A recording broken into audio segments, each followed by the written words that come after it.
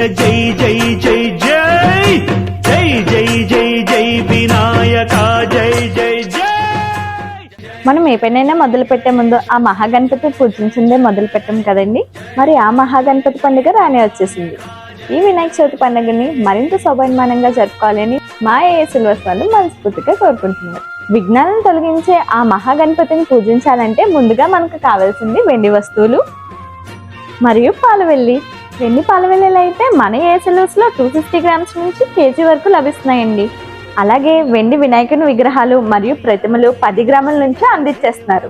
అలాగే కుందులు, సింహాసనాలు, ఇలా మరెన్నో పూజా వస్తువులు మన సిల్వర్స్ లో లభిస్తాయి.